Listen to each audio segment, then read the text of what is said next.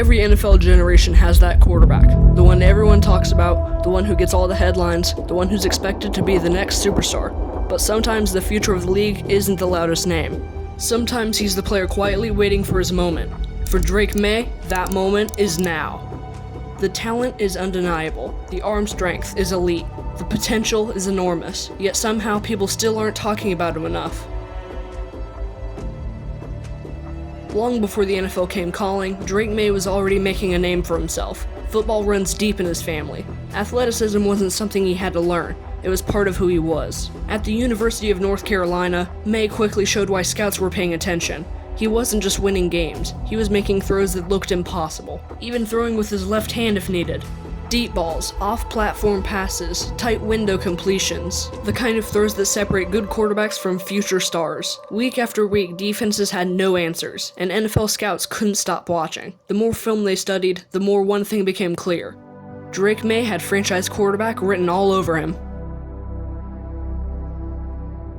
Although that sounds exciting, it comes with pressure. A lot of pressure. Every throw gets analyzed, and every comparison gets magnified.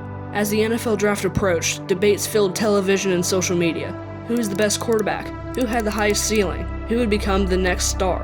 While others grabbed headlines, Drake Maye stayed focused, because he knew something important. The draft isn't where careers are made, it's only where they begin.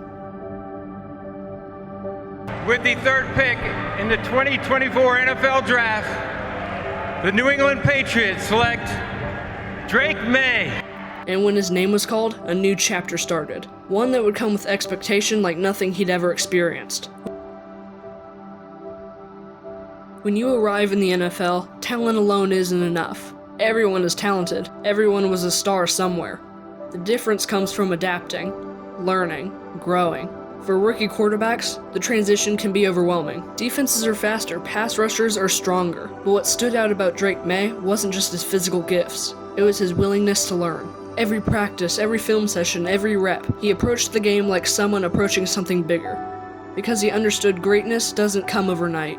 But here's what makes Drake Maye dangerous. He's not just a pocket passer, he's both. He can beat defenses with his arm and extend plays with his legs. And most importantly, he stays calm under pressure. And that's something you can't teach. The best quarterbacks all have that in common. Because when everything falls apart, the quarterback is the last one standing. That's truly what sets Drake Maye apart from others.